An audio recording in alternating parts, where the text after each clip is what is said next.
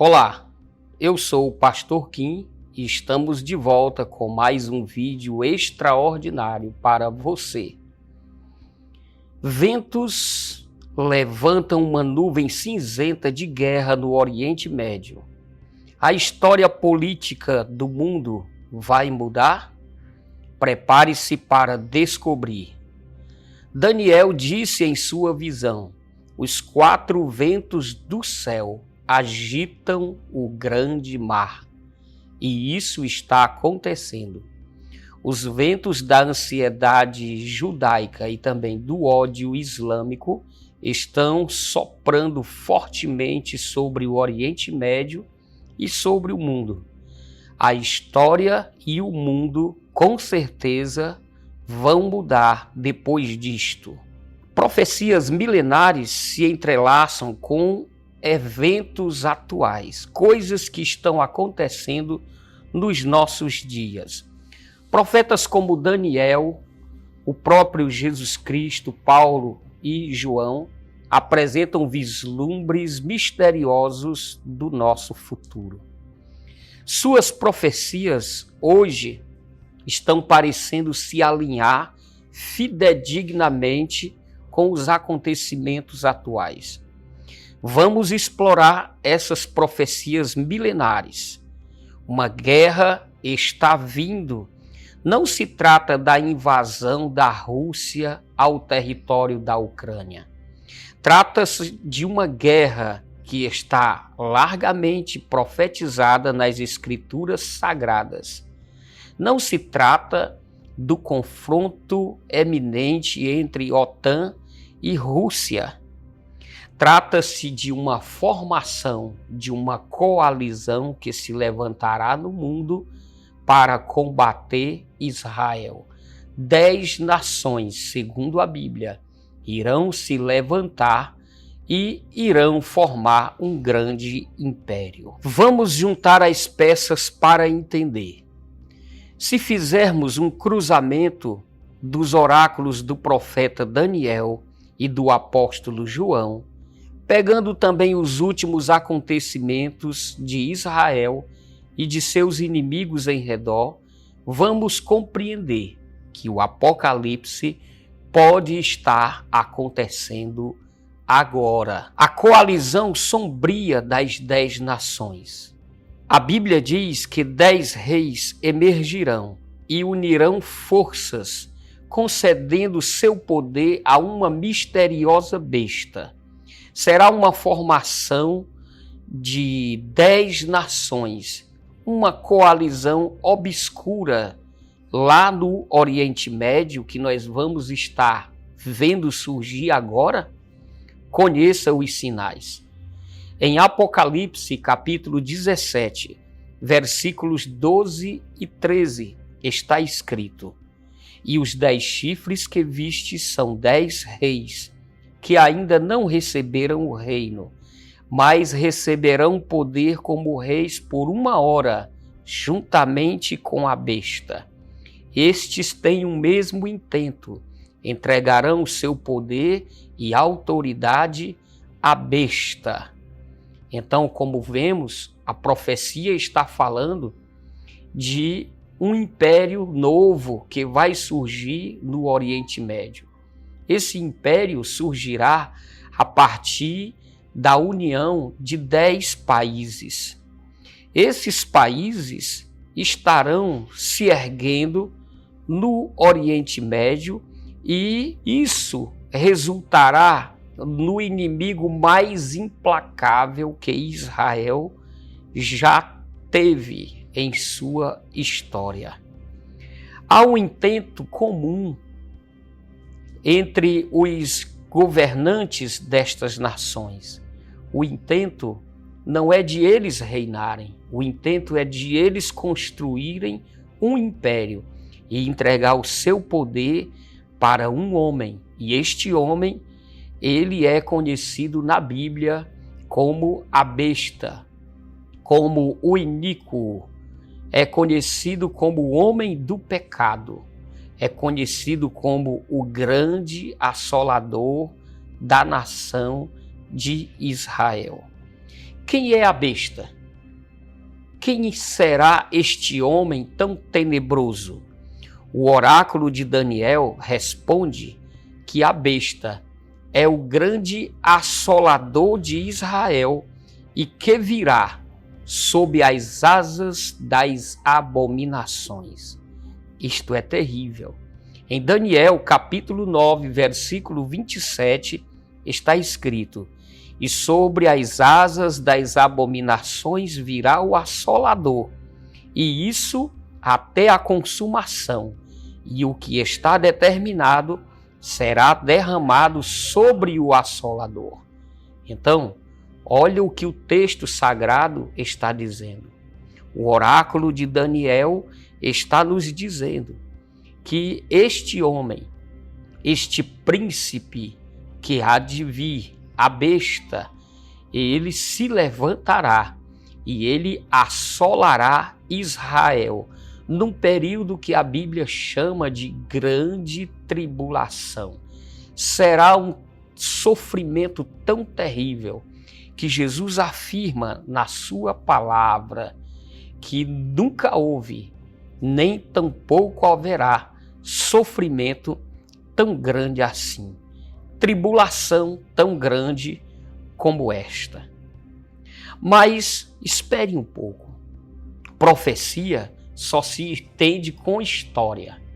Profecia só se compreende quando juntamos aos eventos, aos acontecimentos mundiais que estão ocorrendo. É muito fácil ligar as profecias ao passado, porque já conhecemos a história. Mas como vamos conseguir compreender a profecia eminente que fala desta grande guerra, se se trata de uma guerra futura? É uma tarefa que nós podemos executar, apenas comparando o que diz a profecia e o que está acontecendo nos nossos dias agora. Vários fatores estão se desenrolando no Oriente Médio, mais precisamente no território de Israel. Esses acontecimentos estão provocando reações muito fortes no mundo islâmico. A criação do Império das 10 Nações que o Apocalipse anuncia poderá se cumprir agora. Preste atenção. A tensão crescente em Israel e seus inimigos circundantes. Os fatores chaves que estão desencadeando as reações intensas no mundo islâmico, esses eventos serão o catalisador para a criação do tão temido Império das 10 Nações mencionados na profecia? Será que isso vai se dar agora? Veremos. Analisaremos esses eventos cruciais e o seu impactante efeito na iminente guerra que se anuncia. O primeiro fato que nós temos que prestar atenção é justamente o que está se passando na cabeça, no coração do povo judeu. Nunca, jamais na história dos judeus nós os vimos com tanta ansiedade pela chegada do seu tão esperado Messias. Os judeus estão ansiosos e certos de que desta vez o seu Messias chegará. E este sentimento, esta ansiedade, está levando Israel e seu governo a tomarem atitudes que estão agitando todo o mundo islâmico. Nós sabemos que a Terra Santa, que o Monte do Templo, é um lugar totalmente sagrado para o Islã. Depois da derrota do Império Romano do Oriente, nós vimos a ascensão do Império Turco-Otomano. E com este império veio o Islã, que dominou toda aquela região. No local onde estava o templo judaico, foi erguida uma mesquita muçulmana. E esta mesquita muçulmana está no Monte do Templo e é chamada de Domo da Rocha. Ninguém mexe nessa edificação, porque ela é muito sagrada para o povo muçulmano. E se você está atento às estatísticas, o povo muçulmano é tão grande quanto o povo cristão que há no mundo. Com certeza, mais de 2 bilhões de pessoas fazem parte do mundo muçulmano. E tudo que está acontecendo em Israel, essa ansiedade que Israel está demonstrando nesse momento, sem esconder de ninguém, está causando tumulto na cabeça, no coração dos muçulmanos que não estão satisfeitos com isso e veem isto como uma ameaça à sua religião. O segundo fator é que os judeus estão realmente determinados a tomar o Monte do Templo. E isso implica na desconstrução, no derrubamento, no tombamento do Domo da Rocha que o Islã tem como sagrado. Essa determinação nós podemos ver de diversas formas. Nós estamos vendo aí também, como terceiro fator, os avanços dos acordos de Abraão. Os americanos estão tentando costurar uma paz entre Israel e as nações vizinhas que são suas inimigas. Já vimos que esses acordos estão avançando. Cada período que se passa, mais um acordo é assinado entre Israel e as nações árabes. Então isso está se acelerando. Temos como quarto fator Benjamin Netanyahu, primeiro-ministro de Israel, que governa com o apoio da extrema-direita. Estamos vendo que este homem, ele está tentando se fortalecer mais ainda no poder e a cada dia está se tornando mais radical. Vejamos que as suas políticas, os seus projetos políticos têm levado para as ruas de Jerusalém grandes manifestações. Isso tudo está sendo visto por nós aqui do outro lado do mundo, como também por toda a comunidade muçulmana. Como eu lhe disse, as águas do Mar Grande estão se agitando. Quinto elemento, quinto fator. Um legislador de Israel foi até o parlamento e pressionou o governo de Israel para reconstruir o terceiro templo judaico. Então, esse propósito não está só mais na cabeça e nem no coração dos judeus ortodoxos. Isso já está virando política de governo. Então, esse mar está se agitando de maneira estrondosa. O sexto elemento é que um parlamentar de Israel, nesses últimos dias, ele visitou a esplanada do templo. E quando ele fez isto, os muçulmanos viram como uma grande provocação e reagiram de maneira violenta. Mas ainda há mais um fator que está acontecendo, que é o sétimo. Israel está agora construindo um metrô. Esse metrô tem uma finalidade de trazer os visitantes das nações e levá-los até as portas do templo judaico em Jerusalém. Mas esse templo ainda não existe. Neste exato momento, a prefeitura de Jerusalém está derrubando prédios, está tirando tudo do caminho para colocar os trilhos por onde esse metrô há de passar. O que isso nos diz? Isto nos diz que os judeus realmente estão determinados a reconstruir o seu templo. O Messias terá que entrar por suas portas e nós vemos que eles estão fazendo de tudo para preparar a chegada do Messias.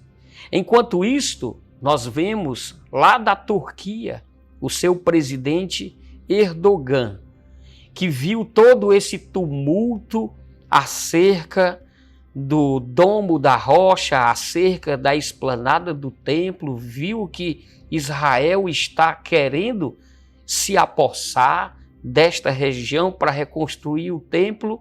E o que Erdogan fez?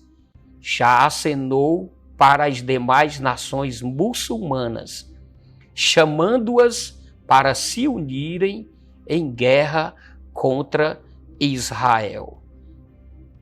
Tudo isso está acontecendo diante dos nossos olhos. Mas isto foi profetizado. Isso foi anunciado.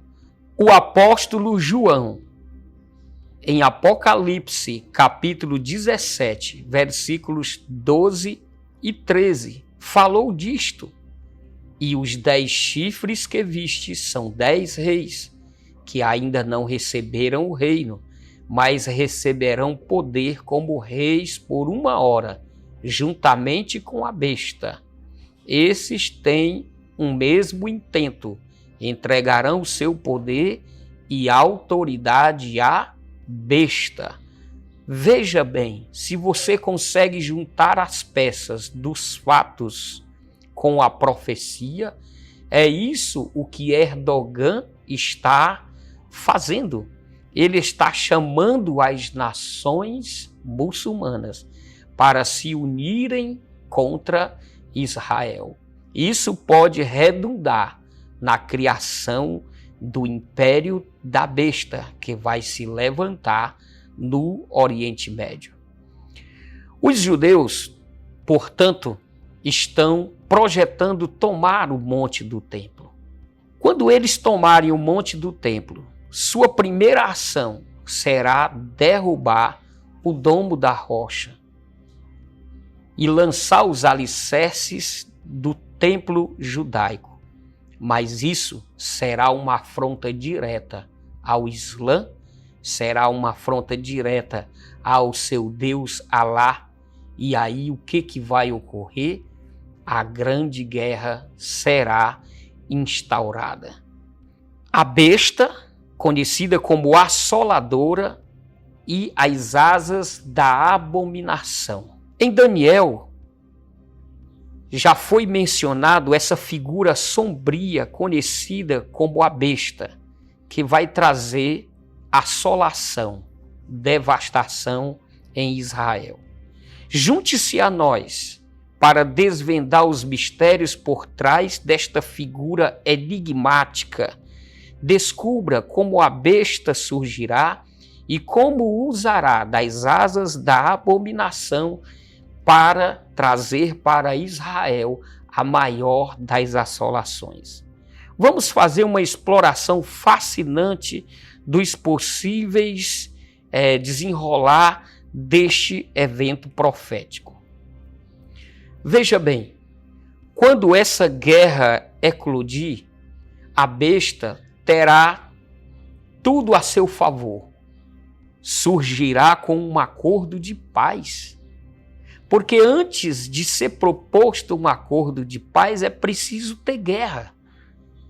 Somente em meio à guerra é que um acordo de paz se justifica, se faz necessário.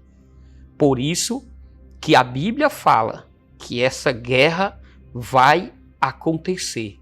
Mas isto também já foi falado por Daniel, por Paulo e pelo próprio Jesus. Em Daniel, capítulo 9, versículo 27, está profetizado que o anticristo ou a besta firmará aliança com muitos por uma semana e na metade da semana fará cessar o sacrifício e a oblação. E sobre a asa das abominações virá o assolador, e isso até a consumação.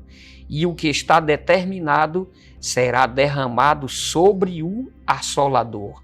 Então veja que Daniel está falando que a besta, ela virá.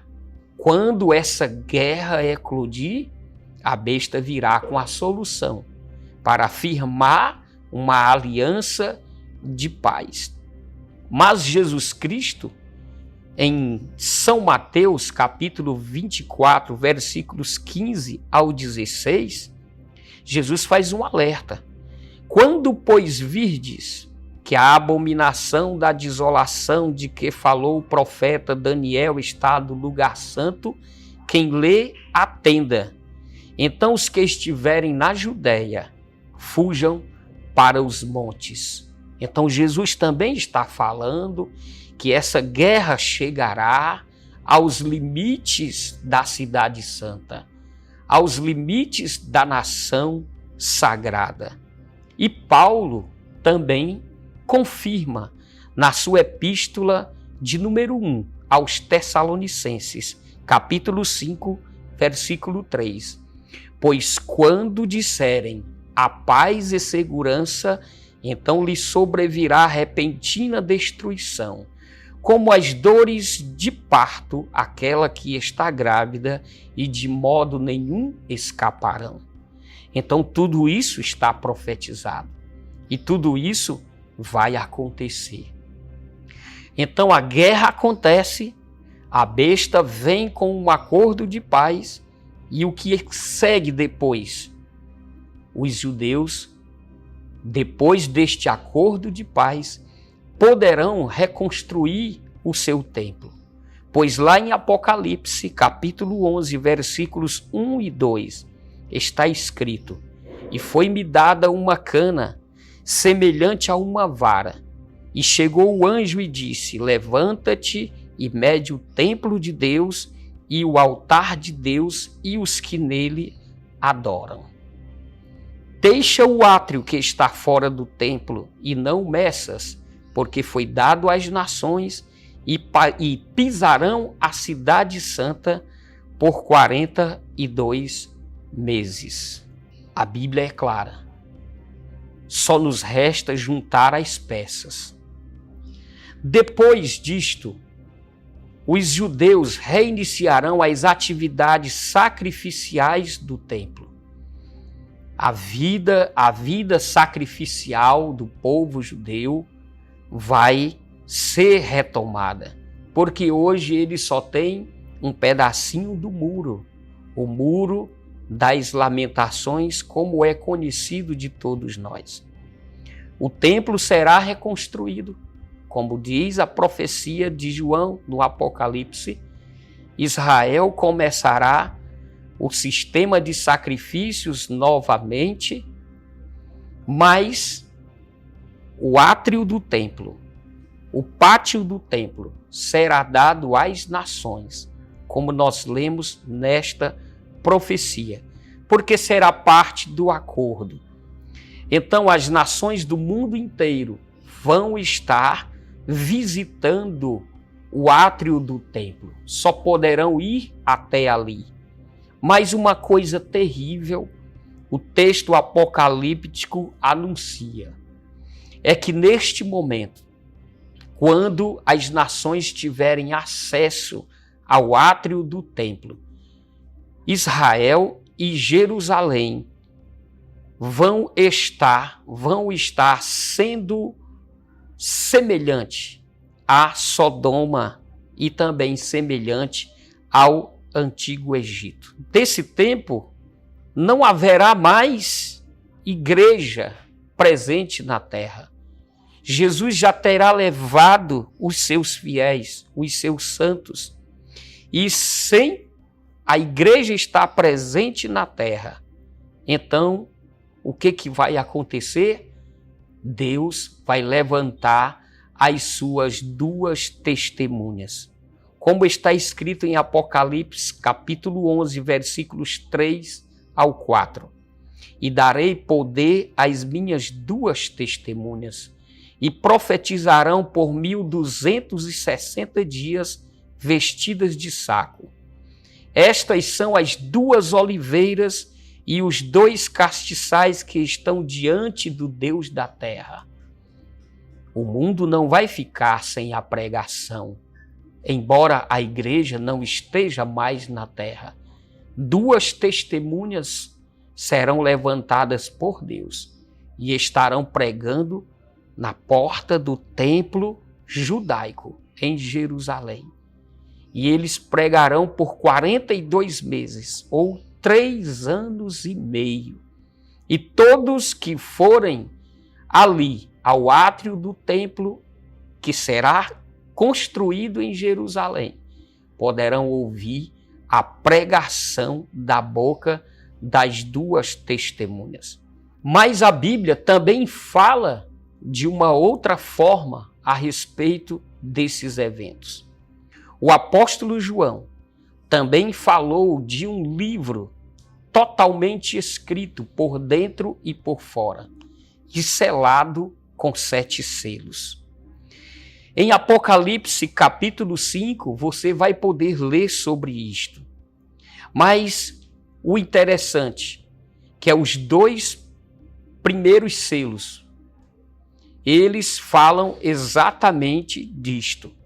O primeiro selo, você pode ver a referência a ele em Apocalipse, capítulo 6, versículos 1 e 2. Cristo vai abrir o primeiro selo. E lá está dito o seguinte: e havendo o cordeiro aberto um dos selos, olhei e ouvi um dos 4 animais que dizia como em voz de trovão: vem e vê. E olhei, e eis um cavalo branco, e o que estava assentado sobre ele tinha um arco, e foi-lhe dada uma coroa, e saiu vitorioso e para vencer. Veja, o primeiro selo está marcando a chegada do anticristo, a chegada da besta. Mas só que ele chegará, mas não se manifestará antes da guerra. Por isso que o segundo selo, que é mencionado em Apocalipse 6, versículos 3 e 4, vão anunciar a guerra. Diz assim: e havendo aberto o segundo selo, ouvi o segundo animal dizendo: vem e vê. E saiu outro cavalo vermelho, e ao que estava assentado sobre ele foi dado que tirasse a paz da terra e que se matassem uns aos outros, e foi-lhe dada uma grande espada. É muito claro o que nós estamos vendo na profecia e também no que está acontecendo no mundo. Tudo está se encaixando. À medida que o mundo enfrenta desafios e crises, é natural procurarmos significado e compreensão. Embora não possamos afirmar com certeza o que o futuro reserva, examinar as profecias antigas, à luz dos acontecimentos atuais, nos desafia a refletir, a explorar novas perspectivas. Junte-se a nós para uma jornada intrigante pelo mundo do Oriente Médio em ebulição, onde o destino de nações inteiras parece estar em jogo. Estaremos prontos para enfrentar as consequências de uma possível guerra iminente? A resposta pode estar mais próxima do que nós imaginamos. Esta guerra, anunciada pela Escritura, será a guerra que será um divisor de águas para o mundo. O mundo que conhecemos hoje, mesmo com tantas crises, ainda demonstra haver esperança. Mas depois desta guerra, não haverá mais como voltar atrás. A besta dominará e terá o seu período no mundo, um período de grandes catástrofes, onde estará se cumprindo tudo o que diz o Apocalipse. Nunca chegamos tão perto. Nunca os elementos atuais se juntaram à profecia e estão totalmente alinhados como agora. Jesus está às portas. Ele está voltando. Prepare a sua vida. Maranata, ora vem, Senhor Jesus. Eu convido a você que está assistindo esse vídeo, entre no nosso canal, deixe o seu like, compartilhe esse vídeo urgente para que todos possam conhecer o que o mundo poderá estar enfrentando em dias próximos. Deus lhe abençoe e até a próxima oportunidade.